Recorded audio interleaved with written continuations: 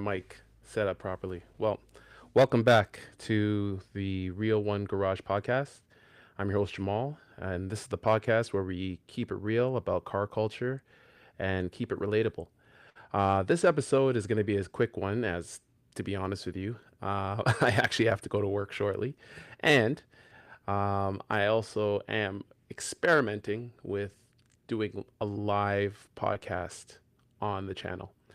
It's a new thing that I'm going to be trying, and nonetheless, things are going to be uploaded again on the channel for YouTube as well as on Spotify. So you'll be able to watch it in case anybody is not able to clue or tune in at this current time.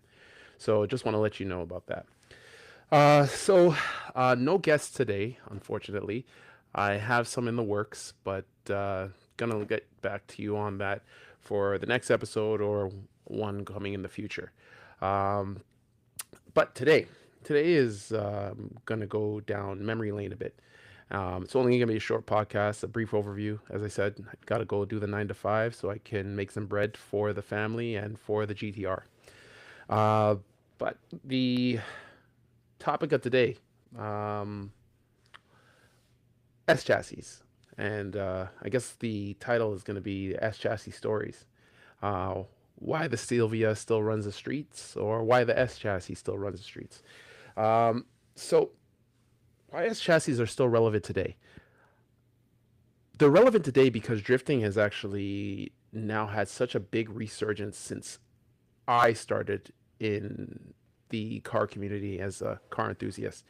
It was really booming in the early 2000s when I first bought my car in 2003. And I'm sure you could already guess that my car was an S chassis. I had a 1990 Nissan 240 SX.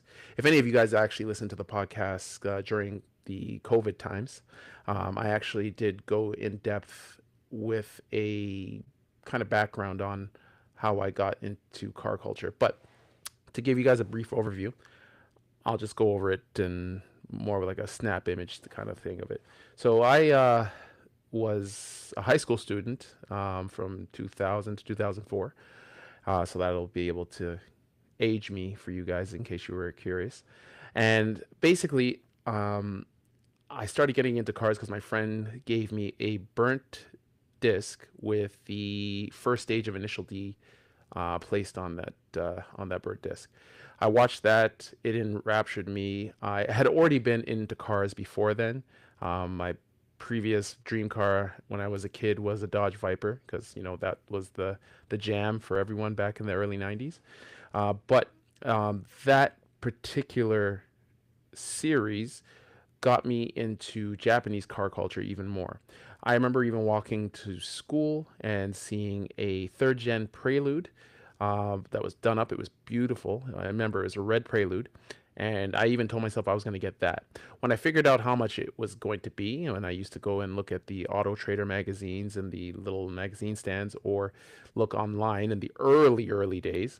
But it was more magazine stands actually. Man, I'm really dating myself. Back then, I saw that the Prelude was about $16,000, and that could have been $1 million in as for me at least. Um, so I didn't even think I'd be able to get that. So especially when I was working at a grocery store as a grocery store clerk. So with that being said, I kind of limited my scope of what kind of car would be affordable, and then I started seeing the old Preludes. So I thought maybe I could get the old Prelude, and because the old Prelude actually had had retractable lights, I think it was a 1980 model. Another car popped up for through right next to the Prelude, which was the 240 SX, also known as the chassis RPS 13. So with that, I started taking a look more into that, and because of Initial D, I knew that I could put two and two together and see that the 240 SX was the North American version of the 180 SX. So lo and behold, that's what I wanted to get. Um, and then I saved up my pennies very slowly. And with that being said, I was able to purchase a a 240SX eventually. It was white as a 1990 complete base model, and it had no AC, had roll-up windows. It was truly just like a base car.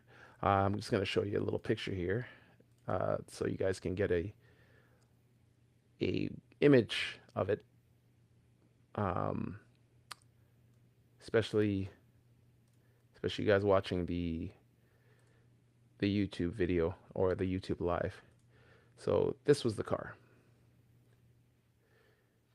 This was the car. I think that should be sharing. Yeah, there we go. So this was the car. Uh, it had Momo wheels, which was seemed to be a huge brand at the time. Now this is after I actually got the car painted. Never forget, I got this paint job for like $800 through a friend of my dad's, um, and I felt like I was on top of the world. Retractable lights. I had the front lip on it. It was everything I could have dreamed for. I loved that car. Now, with you guys knowing S chassis, there's a number of S chassis. Actually, I think I actually may have a book here, Hyper Rev. Let's see here. I got two. Yeah, I got two here. So, the S chassis. Um, so, if you ever want a magazine to ever look at for cars, Hyper Rev is the way to go. So, this is the S chassis, and can't say too much with the glare, but right there is a 180SX. I have two Hyper Rev magazines that show that. There's the 180 down there. The only difference is the 180s got the Type X model in Japan, whereas here, the equivalent, the 240SXs, stopped selling at, I believe, 1994. And that's when the S14 model was introduced.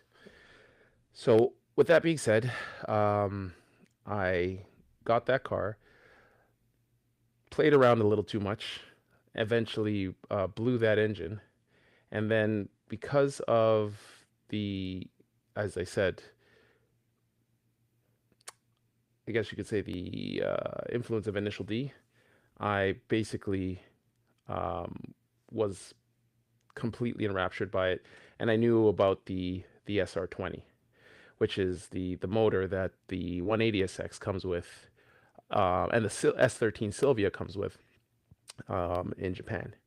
I also have another picture of that. So I basically looked for some importers at the time here in Canada and Toronto, and was able to track down an importer that had a whole bunch of half cuts of different S chassis cars. I sourced one down, and it was a 180SX half cut. And again, for you guys here on YouTube, in terms of the live, you'll be able to see here that that was my 180SX half cut with a moderately stock SR20 red top. The only thing that that has that you can't see in that picture is it came with a HKS mushroom filter. Not the greatest thing to use, and I actually continued using that, which was so silly. Now that I know that those things are very dangerous when they dry up. So got that, threw in the SR20, enjoyed it to a massive extent. Then I eventually went a little further and got a Sylvia front end for my car and swapped that. Now this is when the car got a little bit beat up, but you'd be probably more in line to call this a drift missile looking kind of car, as opposed to how clean it used to look when I I initially got it painted. But you know what? One man's trash is another man's treasure. And so when I did get these triple projectors and the Sylvia center grill and all that it completed the quote unquote SIL 80 look for my car. So yeah, I kept that for a bit. I ended up selling that car for about $4,000 once I racked up enough debt, and I was just like, I want to get out of debt now. I've been spending too much on credit cards for this car. So I did that. I moved over to the next chassis, which again um, was probably an ill-advised purchase, at least that one that I bought. But then I moved over to an S14, um, and I kind of repeated the same process again with that car. I basically bought the car, which was unfortunately it was a rebuilt car. And then I guess what you call it. I once that happened, I pretty much pretty much blew the engine again, and then got another SR20, um, which in that case was, I'll show a picture of that. Was I sourced down an actual S14 Sylvia half cut, and I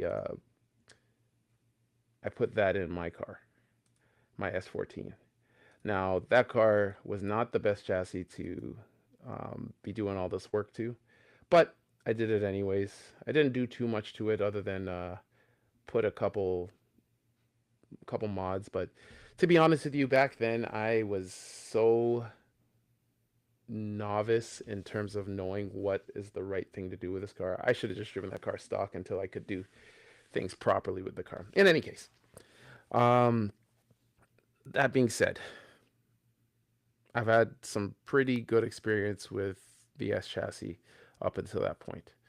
So the S chassis, I guess I didn't actually explain. The S chassis encompass three models of cars: the Nissan Silvia S13, actually four models. Sorry, Nissan Silvia S13, the Nissan Silvia S14, the Nissan Silvia S15, and the 180SX and 240SX. So the differences between the Silvia and the 180SX basically is the Silvia has a more luxurious look to it because it has just the normal lights, not retractables. And I guess, you always want what you can't get. And here we liked to do the Silvia front end swap. So people would take their 240SXs, swap it with um, Silvia front ends, or even sometimes they would swap it with S15 Silvia front ends as well. Um, we had the S14s here; they were sold here as well. So both the Zenki, the 95 to um, the 95 to 96 model here, and then we had the Koki, which was 97 to 98 in Japan. I believe it was 93 to about 95, maybe 96. Sorry, 96 for the Zenki. And then the Koki was, I think, 97 to just after 99. So, yeah, uh, we had those here. People would swap the front ends if they damaged any of the front ends. People really like the uniqueness here to have something different.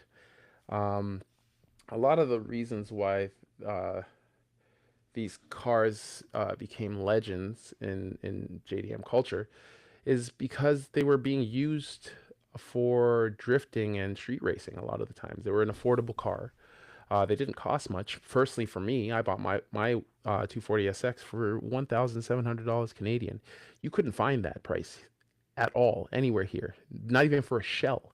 I bought a full vehicle drivable for that, with about 123,000 kilometers on it. So it gained a lot of popularity because of Initial D. And then there was also the popularity in Japan because a lot of, I guess you could say, street racers and professional racing drivers, one particular being the Drift King, as everyone knows, Keiichi Tsuchiya, would make a DVD called Drift Bible, in which he would drive S13s, S14s, Hachirokus, so the Corolla here, but the AE86 Torino and Levin. These cars were very lightweight, had decent amount of power that you could enjoy and modify them based on the upsurge of uh, the aftermarket scene in terms of and companies that were coming up: Blitz, HKS, Trust, um, Abbey Racing Company. Um, the list goes on. To be honest with you, Abflug, uh, Bomex. There were so many companies coming up with body kits, performance parts, wheels. The list goes on. Like, it was so much easier to access these things, and it wasn't the prices weren't exorbitant because it was on the onset of things, especially with the golden era being with the golden era of Japanese cars happening in the late 80s to 90s. There were so many of these cars built, so many. I've actually haven't looked up to how many models of these each cars were built, but there were so many. Now, time skip, jump forward, you can barely find these cars now. You see a lot of S15s, I can say that.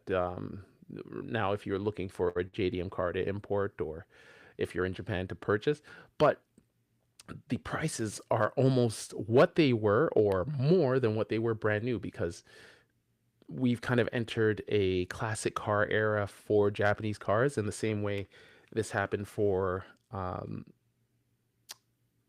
the Mustangs, the American muscle cars. We're entering our own version of the classic cars. The only thing I can say is the build quality for those cars comparatively is a lot different. The metal used and the the interior used, mind you, for Japanese cars were a lot better comparatively to the U.S. Competitors for the time. But when you compare it to, let's say, older classic cars like an Eleanor, the Mustang uh, from Gone in 60 Seconds, those cars just had a classic um, nostalgic build quality that can't really be beat, and they don't. I guess you could say they don't have as many issues as, let's say, the Japanese cars of today. If you're really looking for a dash for a 180X or a Sylvia, and because yours is cracked, it's mad hard to find it. It is insanely hard. Um, but yeah, as I mentioned, I digress. The drifting was becoming a big thing. Now back then, um, they didn't have D1 or anything like that to really um, like push drifting into its roots. But drifting did start. Drifting did start. It was starting from Japan, as this book that I have, Drifting, um, is from Japan to America. It did start. We're on the early onset of things with drifting, and I have to say that was probably one of the biggest influences for me with Initial D, of why I tried to get more into motorsports with that car. But it's very hard, and you sacrifice a lot when you sacrifice your car, and even just potentially getting into accidents with that. Although back then parts were in abundance, you could go to a junkyard and find a 240SX and just start taking off parts and probably pay next to nothing at a junkyard. Even the guys at the junkyard be like, "Oh, why do you care about this car so much? It's a piece of junk." And if they only could see into the future, see what it is now. But yeah, again, why they were so popular? They had really excellent balance. They were rear wheel drive, so that's one of the essential drivetrains for a sports car. Lightweight and very simple. Again, as I said, the huge aftermarket support. Initial D, now MF Ghost as well. And they were comparable to even a little higher platforms in terms of like an RX-7 or a Supra. You can get basically the same drivetrain for way less the cost. Um, as I said, with my how I got into the S chassis was just pretty much initial D. Um, there is a euphoric feeling when you first modify your car, and especially when you do your first engine swap, and that was my first turbo car experience ever. Just hearing the turbo noises, hearing my exhaust. My mom helped me with putting a custom exhaust, which is like a no-name exhaust at first on my car. But I didn't care. I love the sounds. I love the feel, the torque that you feel from such a small turbo, a little T25 turbo. It's one of the smallest turbos ever. Um, but I didn't care. It, for lack of sounding corny, it really revved my engine. And I did the general modifications you do to it, other than the engine swap, exhaust, air filter, putting on a blow off valve, which is probably the silliest thing. I'll tell you this. I'll admit how novice and unaware with of what I was doing with my car. I had not only did I have the stock side mount on my car, which the stock side mount comes with a bypass valve. So I already had that on the car. I didn't even really think about it. I just wanted more noises because it sounded cool, and I just wanted to be like Fast and Furious or Initial D, hearing all the whoosh noises. I put on another blow off valve, so I had two. Well, technically, I put on a blow off valve and I had a bypass valve, so I had two valves on my car, where it was barely making probably even stock horsepower, which just shows goes to show you like you were really uninformed back then unless you had somebody who was in the automotive industry to teach you or let you know, especially somebody knowledgeable of of the Japanese cars. But you know what? This is where my friend Ted came into the play. He had his own S13, and he kept it with the stock KA24 at the time, but he had La Silvia front end. He used to get parts from Japan, and I met him simply just through the forums. Um, I met him just through the forums, and um, that basically like started a friendship that lasted until today. Uh, I'm just gonna show you a picture of me and my friend Ted at one of the shops he was working at. At the time, he was working on one of his friends' R33 GTRs. This was a few years ago. But he basically helped me through everything. He actually helped me source that S13 Sylvia front end. He helped me with any modifications I needed to do on my RPS 13 240SX or my S14 240SX. We did everything. Suspension. I helped him with his car. I remember being under his car, having a transmission on my chest because we were taking out an engine for his car. It it's it was really awesome. I'm not gonna lie to you. Um, and even just going to different meets. I remember going to drift meets and industrial areas. I never really got to go to any kind of tracks at the time with those two cars, but the meets were just great. Just to go to a coffee shop and hang out and talk about your car, or see somebody who has gone the extra mile with their cars. It just felt like everyone was relatable. Everyone was just trying to enjoy the hobby, the passion, and it wasn't so much of a competition. There was no gatekeeping. It was more of just showing how your car was an expression of yourself. Um, Now prices nowadays not cheap anymore. It's insanely expensive. Um, you can't find any clean examples of things unless you're willing to spend pretty much 25 to 30 grand or more for these cars. And then also here in Canada, I don't even think you can find a 240SX that doesn't have rust on it anymore. It's kind of sad. It hits me in the feels quite a bit, just because just knowing the time I was able to enjoy these cars has gone. Yeah, I do miss it. I get nostalgic and I do feel a bit uh, a bit sad when I think about it. Um, so should you get one of these? Sure, if it is your dream car, go right ahead. I would definitely say though, make sure you have a daily. Do not use these things as dailies. I did back in those days. Everyone did, because it wasn't thought of as anything because we had them in abundance. No one was really buying them in bulk or collecting them, so to speak.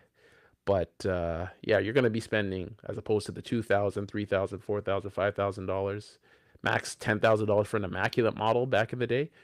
You're going to be spending close to 30, 40 grand now, which you could buy a brand new car for that.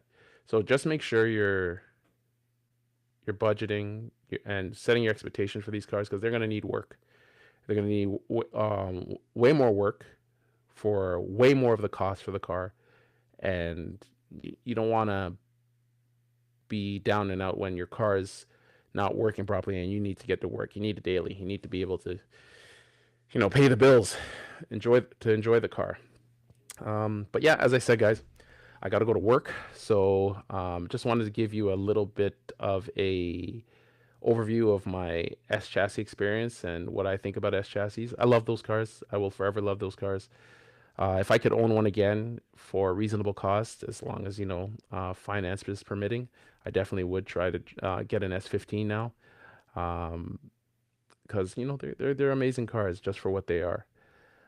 So you guys can comment to me what your dream S chassis is. I'd love to know because they're I know everybody would like to be drifting on mountains at this time with them, but even if you could just go for a nice spirited drive, why not? Tell me what your S chassis dream car is. So if you guys have any questions or concerns with the podcast or the YouTube channel, and there's anything else you'd like to see, please comment. Please like the video so you can let me know if you like this type of content or I could switch it up for you. Please follow Real One Garage on Instagram, subscribe on YouTube, and follow on Spotify as well. And until next time, keep it real, keep it relatable. I'll see you later, guys. Peace.